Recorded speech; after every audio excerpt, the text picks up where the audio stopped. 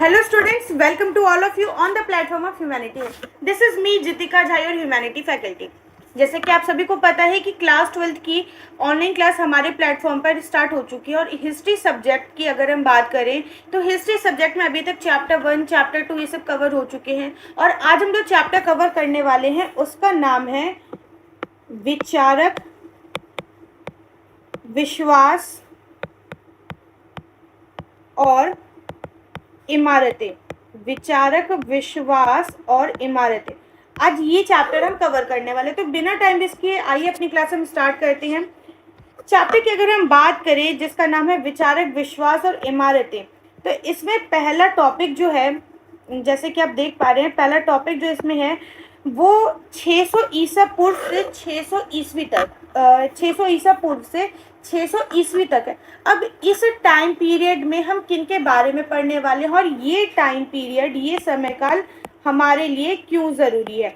क्योंकि ये वो टाइम पीरियड था जब भारत की भूमि पर बहुत सारे धर्मों का उदय हुआ। जैन धर्म, ठीक है, जैन धर्म, बौद्ध धर्म, ये अनेक धर्मों का उदय इस टाइम पीरियड पर भारत की भूमि पर हुआ।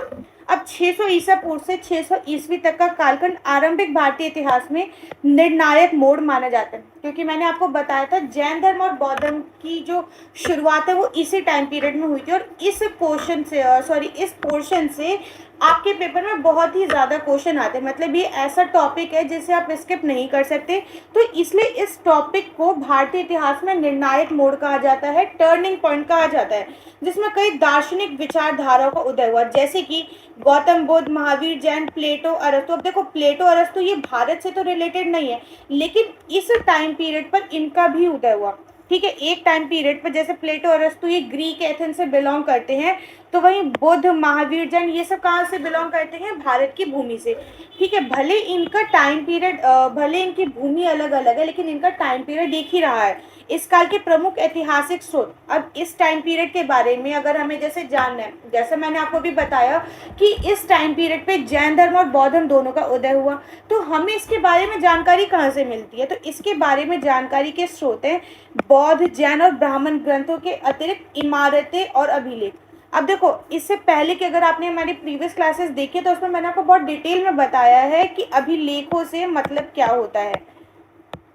ठीक है, अभिलेख बेसिकली एक टाइप ऑफ ऑर्डर, ठीक है, राजक आदेश देता था। प्राचीन समय में क्या होता था ना, प्राचीन भारत में जो राजा महाराजा होते थे, जैसे सम्राट अशोक को अगर आप देखो, वो इस चीज़ के लिए बहुत फेमस थे।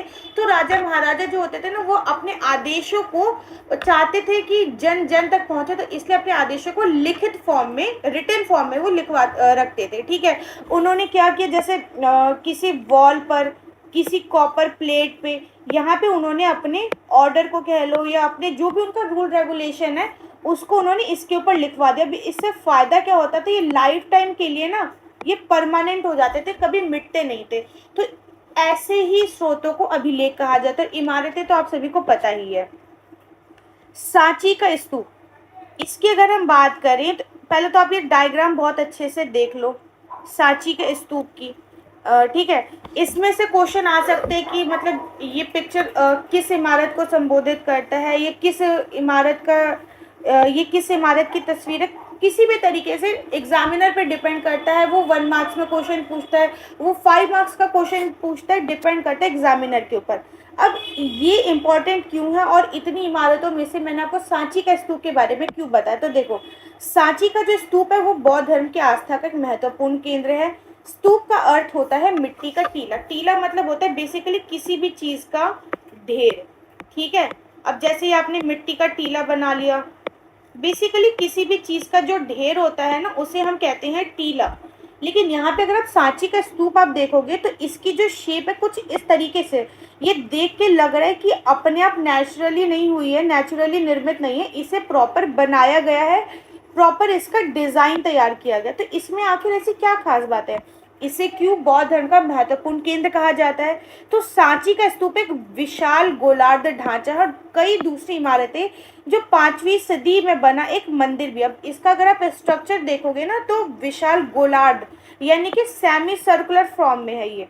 ठीक है, इसे अगर आप ध्यान से देखोगे तो ये आपको सेमी सर्कुलर फॉर्म में दिखाई देता है। ठीक है। ऐसी कई जगह जिन्हें पवित्र माना जाता है जहाँ भगवान बुद्ध से जुड़े अवशेषों को दफनाया गया। ऐसी मान्यता है कि जब गौतम बुद्ध की मृत्यु हुई थी तो उनके शरीर के अवशेषों को, उनके शरीर के 8 अवशेषों को 8 अलग अलग जगह पे दफनाया गया था, ठीक है। और उसके ऊपर स्तूप का निर्माण कर दिया, जैसे 1 2 3 4 5 6 7 8, उनके शरीर के 8 अवशेषों को 8 अलग अलग जगह दफनाया गया और उसके ऊपर एक स्तूप का निर्माण करवाया गया। जैसे सनातन धर्म में है ना कि जब देवी सती के शरीर के खंड हुए थे तो जहाँ जहाँ पे वो खंड गिरे थे, जहाँ जहाँ पे वो टुकड़े गिरे थे देवी सती के, तो वहाँ पे 51 शक्ति पीठों का निर्माण हुआ था। ये सनातन धर्म की मान्यता है। तो वहीं अगर आप बौद्ध धर्म से कंपेयर करोगे तो बौद्ध धर्म में कहा गया कि जहाँ जहाँ पे गौतम बुद्ध के शरीर के 8 अवशेष है वहाँ वहाँ पर स्तूपों का निर्माण किया गया। इसीलिए बौद्ध धर्म में, बुद्धिज्म में स्तूपों का बहुत ज़्यादा महत्व माना गया है। 19वीं सदी के इतिहासकारों में सांची के स्तूप को लेकर काफी दिलचस्पी थी। अब इतिहासकार कौन होते हैं? तो इतिहासकार वो होते हैं जो इतिहास में हो रही किसी भी घटना का या जो कोई भी अवशेष है उनका पता लगाते हैं। जैसे कि अगर ये स्तूप यहाँ पर है तो ये क्यों यहाँ पर है, ठीक है। इसके नीचे अगर अवशेष है तो किस चीज़ के अवशेष है, क्या सच में अवशेष है भी या नहीं है, इसकी जड़ें कहाँ कहाँ तक जाते हैं। तो ये सारी चीज़ों के बारे में जो भी पता लगाता है वो इतिहासकार कहलाते हैं। अब इतनी देर से हम बात कर रहे थे सांची का स्तूप यहाँ पर है, सांची का स्तूप ऐसा है वैसा है, इस धर्म से जुड़ा है, लेकिन सांची का स्तूप है कहाँ पे? तो सांची का स्तूप है भोपाल। भोपाल के शासकों शाहजहां बेगम और उनके उत्तराधिकारी सुल्ताना जहां बेगम ने इस प्राचीन स्थल के रख रखाव के लिए धन का अनुदान दिया था। अब देखो इतिहास में जहां आप देखते हो कि इस राजा ने इस इमारत को ध्वस्त कर दिया, इस इमारत को नुकसान पहुंचा दिया, ठीक है। तो वहीं आपको कुछ ऐसे भी उदाहरण मिलते हैं जहां पे कुछ शासकों ने दूसरे धर्म के शासकों ने दूसरे धर्म की इमारतों के रख रखाव के लिए, उनके धर्म की रक्षा के लिए कुछ अनुदान भी दिया। जिसमें एक एग्जाम्पल ये आता है, अब जहाँ पे महिलाओं को राजनीति से सोशली इन सब चीज़ों से दूर रखा जाता था, तो वहीं पे हमें ऐसे भी उदाहरण देखने को मिलते हैं, जैसे कि शाहजहां बेगम हो गई, ठीक है। शाहजहां बेगम, उन्होंने भोपाल के इस सांची स्तूप के रख रखाव के लिए, इसके टेक केयर के लिए कुछ धन अनुदान दिया था, ठीक है। सुल्ताना जहां बेगम ने वहां पर एक अतिथिशाला यानी कि गेस्ट रूम बनाने के लिए भी डोनेशन दिया।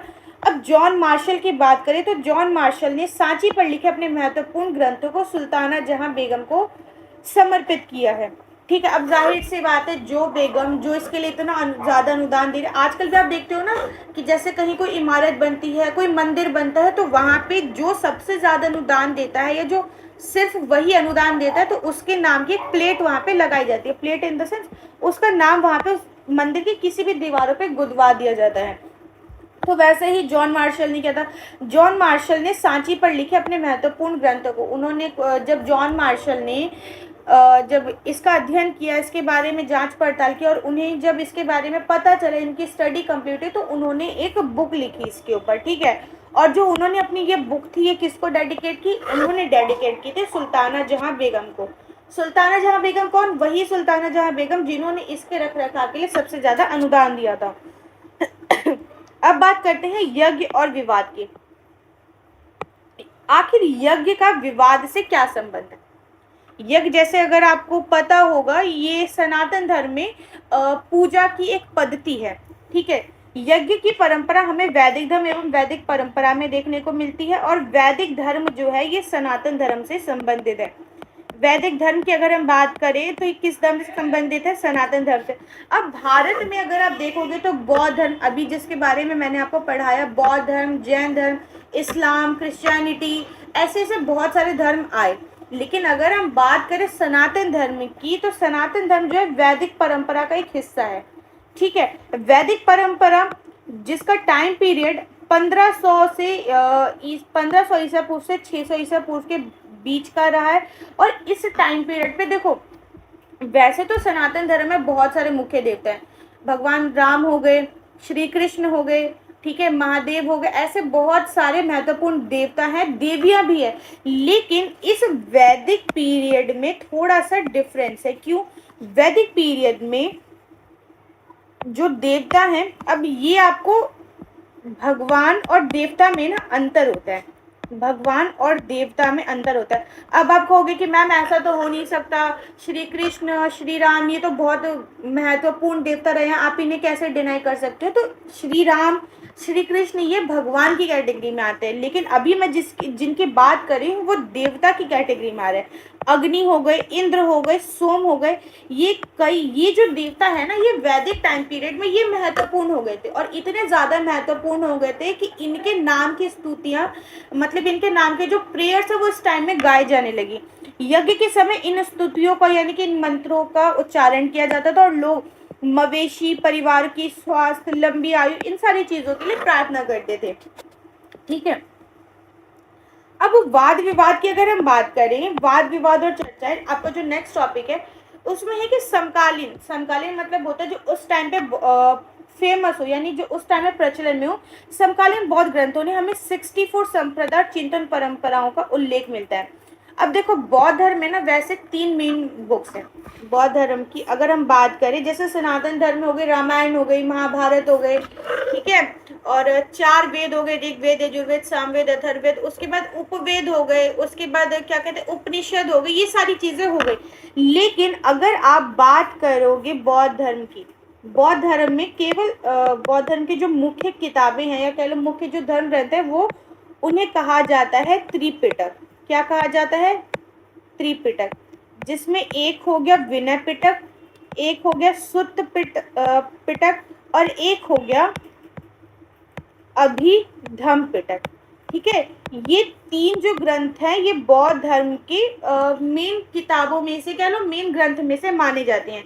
अब प्राचीन काल में शिक्षा एवं विवाद से जुड़ी दूसरी जगह घूम घूम कर उपदेश, दर्शन और ज्ञान का प्रचार करते हैं। यदि शिक्षक अपनी आलोचनावादी अपने तर्कों से समझौता कर लेता था तो वह अपने अनुयायियों के साथ उसका शिष्य बन जाता था। इसलिए किसी भी संप्रदाय का शिष्य बल बढ़ता या घटता रहता था। इनमें बहुत से शिक्षाविद महावीर और बुद्ध शामिल हैं। उन्होंने ये भी माना कि जीवन के दुखों से मुक्ति पाना हर व्यक्ति स्वयं चाहता है। ये समूह ब्राह्मणवाद से बिल्कुल भिन्न, ज्ञान की प्रामाणिकता ये मानता था कि किसी व्यक्ति का अस्तित्व उसकी जाति और लिंग से निर्धारित होता है। अब देखो, ये तो केवल रीड आउट करने के लिए, समझने के लिए आप ये समझो, जो बौद्ध धर्म है, बौद्ध धर्म के मेन जो मुख्य प्रणेता है वो कौन है? गौतम बुद्ध। ठीक है, और जैन धर्म की अगर आप बात करो तो जैन धर्म के मुख्य प्रणेता कौन है? वो है महावीर स्वामी। अब इनके लिए ना थोड़ा सा डिबेट होता है कि ये भगवान है कि ये देवता है कि ये धर्म गुरु है। देखो, गौतम बुद्ध जो है बेसिकली बुद्ध धर्म में कोई मंत्र उच्चारण नहीं है, कोई पूजा पद्धति नहीं है, कोई विशेष पूजा के कोई तौर तरीके नहीं है। गौतम बुद्ध जो है ना, गौतम बुद्ध सिर्फ और सिर्फ गौतम बुद्ध की शिक्षाओं को, उनके उपदेशों को फॉलो करने के बारे में। आप ध्यान से समझना, बौद्ध धर्म जो है, ये जो भी बुद्धिज्म है आपका, ये बेसिकली सिर्फ और सिर्फ गौतम बुद्ध के उपदेशों के ऊपर, उनके जितने भी उन्होंने शिक्षा दी उनके ऊपर चलने के बारे में, उनको फॉलो करना, उनको अपने जीवन में अपनाना। तो वहीं अगर आप जैन धर्म की बात करो तो जैन धर्म क्या है? जैन धर्म इज ऑल अबाउट, जैन धर्म सिर्फ और सिर्फ महावीर स्वामी की शिक्षाओं को फॉलो करने के बारे में। वो अलग बात है, जैन धर्म का विभाजन हो गया था, ठीक है, श्वेतांबर में, पीतांबर में, लेकिन फिर भी जैन धर्म हो गया ये सिर्फ और सिर्फ महावीर स्वामी की शिक्षाओं को फॉलो करने के बारे में। तो इनको लेके विवाद ये होता है कि इन्हें धर्मगुरु के तौर पे माना जाए या इन्हें शिक्षक के तौर पे माना जाए, या इन्हें भगवान माना जाए या इन्हें देवता माना जाए। बहुत सारे इतिहासकार अलग अलग अपनी राय देते हैं, लेकिन आपके ऊपर है। ठीक है, अब बात करते हैं महावीर स्वामी का संदेश और जैन धर्म। महावीर स्वामी जिन्होंने जैन धर्म के लिए उपदेश दिए थे, आखिर उनके उपदेश क्या है, और जैन धर्म के लोग उन किन चीज़ों को फॉलो करते हैं, और आखिर उन उपदेशों में ऐसा क्या है जो ये भारत का एक मुख्य धर्म बन के उभरा है। महावीर का संदेश, महावीर स्वामी जो थे जिनका जन्म 6ठी शताब्दी ईसा पूर्व में हुआ था। देखो, वही टाइम पीरियड जो मैंने कहा था 6ठी शताब्दी ईसा पूर्व से 6ठी शताब्दी ईसा तक, वही टाइम पीरियड है जो भारत के लिए टर्निंग पॉइंट रहा है। क्यों? क्योंकि इसी टाइम पीरियड में महावीर स्वामी और गौतम बुद्ध का जन्म हुआ था। ठीक है, इनका जन्म 6ठी शताब्दी ईसा पूर्व में होता है। जैनों के मूल सिद्धांत महावीर के जन्म से पहले ही भारत में थे। अब देखो, आपको क्या लगता है कि जैन धर्म की खोज जो है वो महावीर स्वामी ने की थी? जी नहीं, महावीर स्वामी जो थे वो जैन धर्म के 24वें तीर्थंकर। जैसे सिख धर्म में, जैसे सिखिज्म में सिखों के 10 गुरु हैं, वैसे ही जैन धर्म में जैनियों के टोटल 24 गुरु हैं। और जो महावीर स्वामी है ना वो 24th गुरु है। इससे पहले जो है 23 गुरु कह लो, 23 तीर्थंकर रह चुके हैं। अब फर्क इतना है, सिख धर्म में जो इनके 10 गुरु हैं इन्हें गुरु कहा जाता है, लेकिन जैन धर्म की अगर हम बात करें तो जैन धर्म में इन्हें गुरु ना कहकर, इन्हें भगवान ना कहकर, इन्हें शिक्षक ना कहकर इन्हें क्या कहा जाता है? तीर्थंकर। क्या कहा जाता है? इन्हें तीर्थंकर कहा जाता था। तो ऐसे नहीं कि महावीर स्वामी ने जैन धर्म की स्थापना की थी, नहीं, महावीर स्वामी से पहले 23 गुरु रह चुके हैं, लेकिन महावीर स्वामी ने जैन धर्म के मूल सिद्धांत दिए थे। ठीक है, जैसे कि गुरु गोविंद सिंह जी जो थे वो सिखों के 10वें गुरु थे, लेकिन ऐसा तो है नहीं कि उनसे पहले सिख धर्म में कोई गुरु नहीं थे। उनसे पहले सिख धर्म में 9 गुरु ऑलरेडी रह चुके हैं, जिसमें से गुरु नानक देव जी जो थे उन्होंने सिख धर्म की स्थापना की थी। ठीक है, लेकिन गुरु गोविंद सिंह जी जो थे उन्होंने सिख धर्म के कुछ बेसिक प्रिंसिपल्स बताए। ठीक है, 5 सिद्धांत बताए। वैसे महावीर स्वामी ने जैन धर्म के बेसिकली जो मूलभूत सिद्धांत है वो बताए थे। ठीक है, जैन धर्म की शाखाएं, अभी इसके कौन कौन से ब्रांचेस, अभी मैंने आपको बताया ना कि जैन धर्म में विभाजन हो गया था। तो जैन धर्म में विभाजन क्यों हुआ था, जैन धर्म में क्यों फूट पड़ गई थी? तो बेसिकली जैन धर्म की 2 शाखाएं, एक है श्वेतांबर जो कि श्वेत वस्त्र पहनते हैं, और एक है दिगंबर। दिगंबर वो होते हैं जो नग्न रहते हैं। ठीक है, श्वेतांबर वो जैनी होते हैं जो श्वेत वस्त्र धारण करते हैं, और दिगंबर वो जैनी होते हैं जो नग्न रहते हैं। अब जैन धर्म की आस्थाएं क्या है? जैन धर्म, देखो जैन धर्म हो या बौद्ध धर्म हो, ये जो मेनली जिस चीज के ऊपर फॉलो करता है ना, अहिंसा।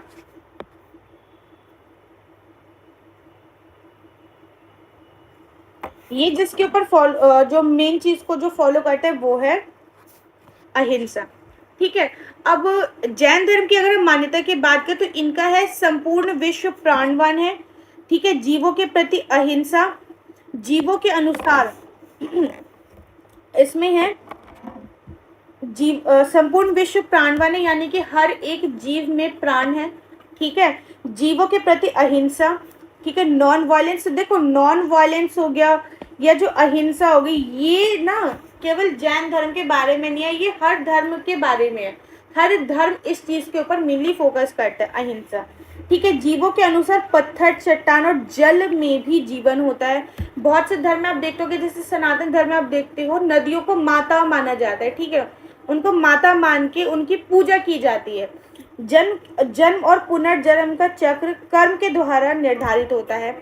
ये इनका ये मानना है कि आप जैसे कर्म करोगे या जैसे आपने कर्म किए थे उसी हिसाब से आपको आज वर्तमान में जीवन मिला है। ये कहते हैं जैन धर्म का बेसिकली जो मान्यता है, अगर आपने कर्म बुरे करे हैं तो आपका वर्तमान का जीवन इसीलिए बुरा जा रहा है, और अगर आप वर्तमान में अच्छे कर्म कर रहे हो तो आपका भविष्य अच्छा जाएगा। ठीक है, सो सारी चीजें डिपेंड करती है आपके कर्मों के ऊपर कि आप कैसे कर्म करते हो। राइट, हत्या नहीं करना, झूठ नहीं बोलना, ब्रह्मचर्य का पालन करना। अब देखो जैन धर्म जो है ना इसके ऊपर बहुत ज़्यादा फोकस करता है, बहुत ज़्यादा स्ट्रिक्टली फॉलो करता है ब्रह्मचर्य का पालन करना।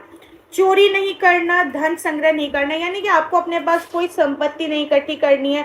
कोई अगर आपको दान दक्षिणा दे, कोई दान दक्षिणा देने की कोशिश करे तो आप उसको एक्सेप्ट नहीं करोगे, आप एकदम सादा जीवन जियोगे। बुद्ध धर्म की बात करें, बुद्धिज्म और ज्ञान की खोज, बुद्धिज्म और ज्ञान की खोज। अब बुद्ध धर्म के बारे में बुद्ध धर्म के बारे में आप सबने बचपन से पढ़ा होगा कि गौतम बुद्ध जो थे, जिनका जन्म 563 ईसा पूर्व में हुआ था। इनका जन्म स्थान लुम्बिनी में है। इनके पिता शुद्धोधन थे और माता इनकी महामाया देवी थी, और इनके बचपन का नाम था सिद्धार्थ गौतम। इनके बचपन का नाम था सिद्धार्थ गौतम।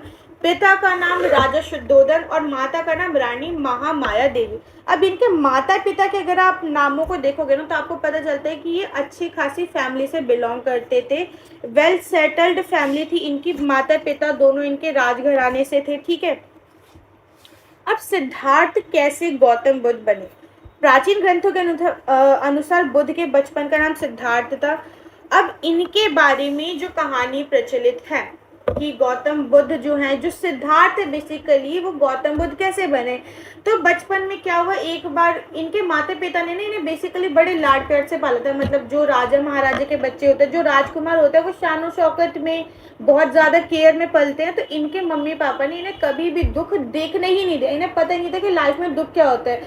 अच्छी शिक्षा इनको घर पे मिल जाती थी, सारी सुख सुविधा इनको घर पे मिल जाती थी, खेलने की बात होती थी तो इनके फ्रेंड्स घर पे आ जाते थे। मतलब फुल ऑफ लेविश लाइफ ही जीते थे। लेकिन एक दिन इनका मन किया कि मैं ऐसे चलो बाहर घूमने जाता हूँ। तो इनका जो रथ कार था, जो मतलब इनके रथ चलाता था, इन्होंने उससे कहा कि चलो मुझे घुमाने ले चलो। तो वो दिन था जब ये पहली बार घर से बाहर निकले। अच्छा, ये कभी भी ना घर से बाहर नहीं निकले थे, ठीक है। तो जब वो उस दिन घर से बाहर निकले ना पहली बार, तो उन्होंने अपने रास्ते में या घर से बाहर निकलने के बाद लाइफ में पहली बार ऐसी चीजें देखी जिसने उनको सिद्धार्थ से गौतम बुद्ध बना दिया। अब वो चीजें कौन कौन सी थी? उनकी पहली यात्रा काफी पीड़ादायक रही। उन्हें अनुभूति हुई कि मनुष्य के शरीर का सत्य और अंत ही निश्चित है, ठीक है। सिद्धार्थ ने निश्चय किया कि वो भी संन्यास का रास्ता फॉलो करेंगे। सिद्धार्थ ने कई मार्गों का अन्वेषण किया। उन्होंने देखा कि एक बूढ़ा व्यक्ति, उन्होंने एक बूढ़ा देखा था, एक बीमार देखा था, एक भूखा देखा था। ऐसे ऐसे उन्होंने 2-3 चीजें देखी थी रास्ते में, जो देखकर उनका मन काफी ज्यादा विचलित हुआ। और मतलब दुख क्या होता है ना, उन्हें चीजें पता ही नहीं थी। उन्होंने बचपन से अपनी लाइफ में खाली फैसिलिटी देखी थी, खाली सुख सुविधा देखी थी, उनको पता ही नहीं था कि दुख कहते कैसे हैं। तो जब वो उस दिन पहली बार अपने घर से बाहर निकले, तब उन्हें पता चला कि हाँ, दुख भी कुछ होता है। और वो देखिए, वो इतना ज्यादा अफेक्टेड हुए ना, इतना ज्यादा उन्हें अंदर से बुरा लगा, इतना ज्यादा उनकी कहते हैं ना, उनकी आत्मा परिवर्तित हो गई, इतनी ज्यादा परिवर्तित हो गई कि वो सिद्धार्थ से बुद्ध बन गए,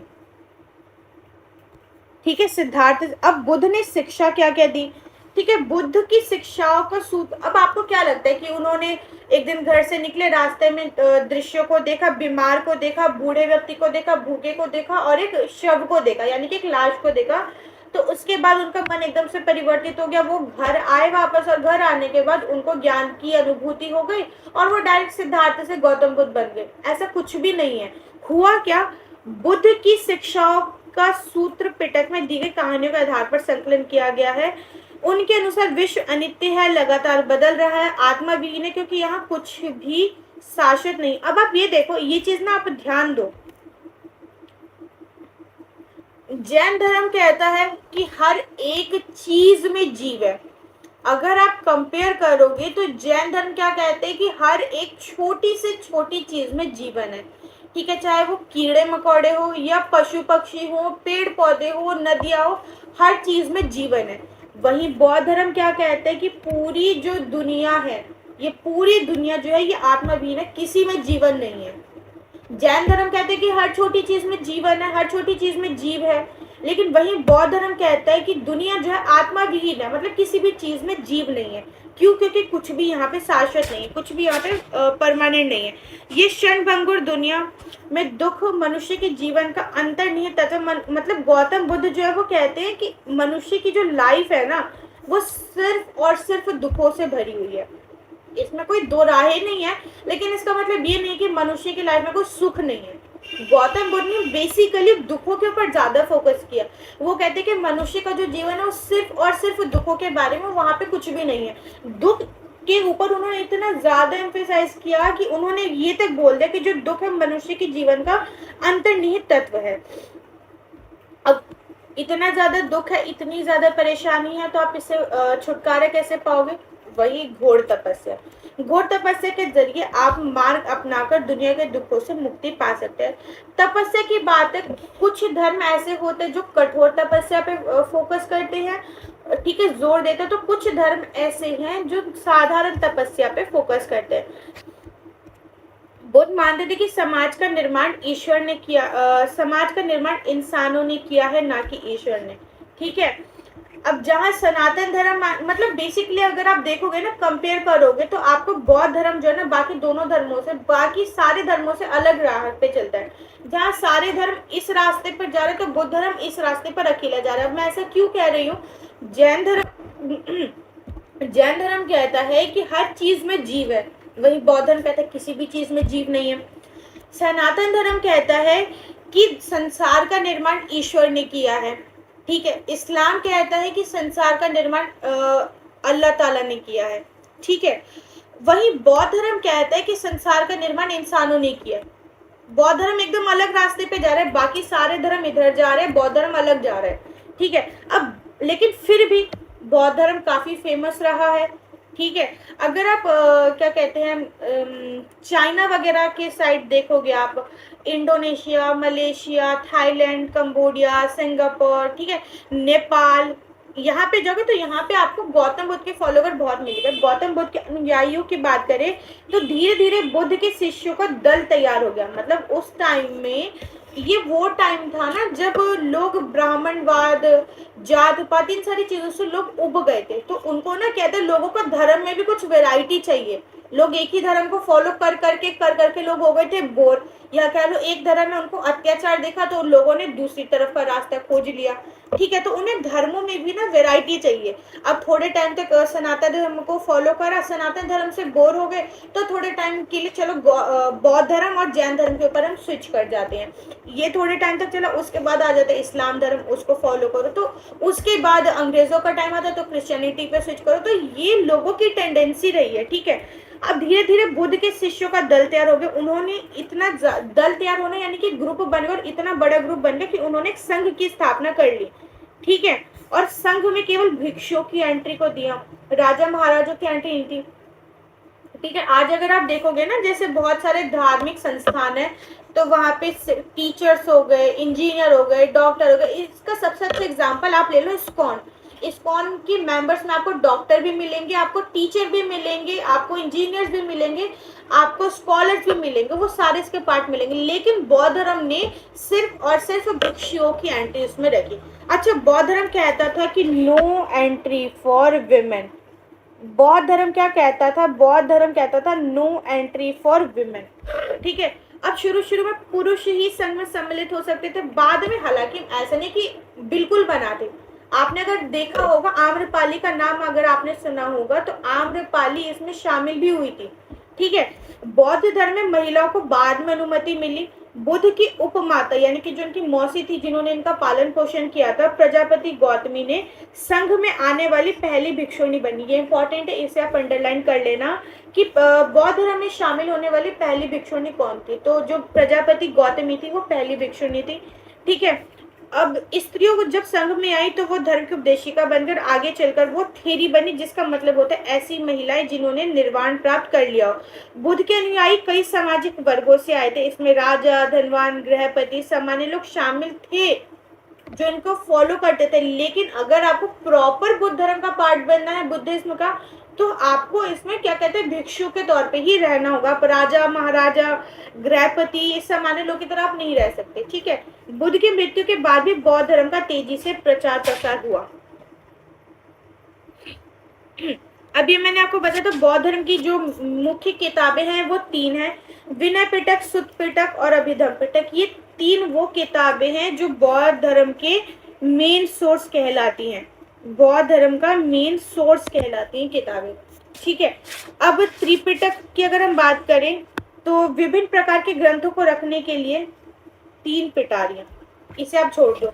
विनय पिटक की अगर आप त्रिपिटक बेसिकली क्या है कि जैसे ऋग्वेद हो गया, यजुर्वेद, सामवेद, अथर्ववेद, इन चारों को सम्मिलित रूप से वेद कहा जाता है। वैसे विनय पिटक, सुत्त पिटक, अभिधम्म पिटक, इन तीनों को सम्मिलित रूप से त्रिपिटक कहा जाता है। ठीक है। इससे ज्यादा आपको नहीं समझना है कि 3 पिटारियां एंड ऑल। ठीक है। इस पर फोकस मत करो। विनय पिटक की अगर हम बात करें तो विनय पिटक जो था, अब तीनों बुकों में ना सिर्फ और सिर्फ गौतम बुद्ध के बारे में नहीं है। विनय पिटक जो है, विनय पिटक किसके ऊपर फोकस करता है? मठ यानी कि बौद्ध धर्म में रहने वाले, कह लो बौद्ध धर्म में आश्रम में रहने वाले जितने भी बुद्धिस्ट होते थे, बुद्धिस्ट मॉन्क होते थे, उनके लिए क्या रूल्स रेगुलेशन है? Basically code of conduct, basically code of conduct यानी कि जो रूल्स रेगुलेशन बुद्ध मॉन्क को फॉलो करने होते थे उनका एक संग्रह, ठीक है, वो विनय पिटक में था। सुत्त पिटक की अगर हम बात करें तो गौतम बुद्ध ने जो जो शिक्षाएं दी थी उसका संग्रह इसमें दिया गया। और अभिधम्म पिटक की बात करें तो दर्शन से जुड़े विषय अभिधम्म पिटक में रखे गए थे। हर पिटक के अंदर कई ग्रंथ होते थे। बुद्ध जो बाद के युग में बौद्ध विद्वानों ने इस पर टीकाएं लिखी। अब इन पिटकों की यानी कि इन किताबों की भाषाएं क्या होती थी? तो इनकी भाषाएं पाली होती थी। हाँ, स्टार्टिंग में जरूरी संस्कृत में लिखे गए थे क्योंकि उस टाइम संस्कृत धर्म का वर्चस्व था, लेकिन कई सदियों तक ये पांडुलिपि एशिया के विभिन्न इलाकों में स्थिर रह के बौद्ध विहार में संरक्षित थी और बाद में कई भाषाओं में इन ग्रंथों का अनुवाद तैयार किया गया। हालांकि जो ये ग्रंथ लिखे गए थे, जो पिटक लिखे गए थे, ये स्टार्टिंग में इनकी भाषा क्या होती थी? स्टार्टिंग में इनकी भाषा होती थी संस्कृत, ठीक है, और बाद में इनकी भाषा क्या हो गई? बाद में इनकी भाषा हो गई पाली। अब स्टार्टिंग में संस्कृत भाषा क्यों थी? क्योंकि उस टाइम में संस्कृत भाषा का वर्चस्व था। और बाद की अगर हम बात करें तो बाद में पाली धर्म का वर्चस्व, पाली धर्म जो कह लो बहुत कॉमन हो गया। हम बेसिकली कोई भी धर्म ग्रंथ या कोई भी शिक्षा क्यों लिखते हैं? ताकि वो जन जन तक पहुंचे। अब इंडिया में अगर आप देख लो, इंडिया में मोस्टली पॉपुलेशन जो है, जो लोकल पॉपुलेशन है, वो हिंदी बोलती है। अब यहाँ पे अगर आप चाहते हो कि कोई चीज उनको आप समझाओ, अगर आप किसी को कोई चीज समझाना चाहते हो तो आप उसकी भाषा में समझाओगे, नहीं अपनी भाषा में समझाओगे। तो वही चीज थी। तो धीरे धीरे ये ग्रंथ पाली भाषा में लिखे गए और बाद के टाइम में जैसे जैसे टाइम बीता तो ये कई भाषाओं में डिफरेंट डिफरेंट लैंग्वेजेस में इसका अनुवाद कह लो, इसका ट्रांसलेशन बढ़ता गया। तो आई होप आपको ये समझ आएगा। अभी तक देखो, अभी जो हमने टॉपिक किया है ना, वो कौन कौन से टॉपिक है? अभी हमने किया है 600 ईसा पूर्व से 600 ईस्वी तक का time period, why this period has been called the turning point of Indian history, ठीक है। उसके बाद जो हमने किया वो हमने नेक्स्ट टॉपिक किया था सांची का स्तूप, ठीक है। सांची का स्तूप क्या है, किसने मतलब क्यों इतना फेमस है, ठीक है। शाहजहां बेगम कौन थी, किसने इसके लिए दान दक्षिणा दी थी, ये सारी चीजें। नेक्स्ट पढ़ा था हमने यज्ञ और विवाद, यज्ञ की क्या महत्ता थी उस टाइम पीरियड पे, ठीक है, कौन मुख्य देवता थे। उसके बाद जाना हमने वाद विवाद और चर्चा, यज्ञ को लेकर क्या वाद विवाद थे, ठीक है। गौतम बुद्ध कौन थे, महावीर स्वामी कौन थे, उनकी शिक्षाएं क्या थी, ये हमने जाना। उसके बाद नेक्स्ट था महावीर स्वामी के संदेश और जैन धर्म, ठीक है, जैन धर्म की आस्थाएं, जैन धर्म की मान्यताएं, ठीक है, उनकी क्या मान्यताएं। उसके बाद हमने करा बौद्ध धर्म, बौद्ध धर्म में हमने गौतम बुद्ध के बारे में जाना, ठीक है, गौतम बुद्ध के बारे में हमने जाना, गौतम बुद्ध कौन थे, कैसे वो सिद्धार्थ से गौतम बुद्ध बने। उसके बाद बुद्ध की शिक्षाएं क्या थी, बुद्ध के फॉलोवर्स कौन कौन थे, ठीक है। अब फिर त्रिपिटक क्या थे, किन ग्रंथों को त्रिपिटक कहा गया। उसके बाद नेक्स्ट हमने पढ़ा कि किस पिटक में क्या बात लिखी गई है। तो ये तो था आज के टॉपिक। अब नेक्स्ट क्लास जो होगी विचारक विश्वास और इमारतें वाले चैप्टर की, उसमें हम बाकी का पार्ट कवर करेंगे, जिसमें स्तूप स्तूप क्या होते थे, ठीक है, बुद्ध से जुड़े हुए पवित्र स्थल कौन कौन से थे, स्तूप क्यों बनाए जाते थे, स्तूपों की संरचना, प्रतिकला, नई धार्मिक परंपराएं, ठीक है, महायान क्या था, हीनयान क्या था, ये सारी चीजें, थेरवाद, फिर पौराणिक हिंदू धर्म का उदय, वैष्णववाद, ये सारी चीजें हम नेक्स्ट क्लास में अपना पढ़ेंगे। तो आई होप आपको क्लास समझ में आई होगी। तो सबसे पहले तो आप, अगर आपको क्लास समझ आई, आपका पहला काम क्या है, क्लास को लाइक करना, और उससे भी ज़्यादा ज़रूरी काम क्या है, चैनल को सब्सक्राइब करना। सब्सक्राइब करने में क्यों कह रही हूँ, ताकि इस चैप्टर का जो नेक्स्ट पार्ट है उसकी नोटिफिकेशन आप तक पहुँच सके, और ना सिर्फ हिस्ट्री की बल्कि इंग्लिश और पॉलिटिकल साइंस जैसे सब्जेक्ट की अपकमिंग नोटिफिकेशन भी आप तक पहुँच सके। तो इसलिए चैनल को सब्सक्राइब करें, वीडियो को आप लाइक करें। अब मिलते हैं नेक्स्ट क्लास में। और इससे पहले एक चीज़ और, इससे पहले कि जितनी भी प्रीवियस क्लासेस है आप उसे देख लें और अपनी रिवीजन करें। Thank you so much.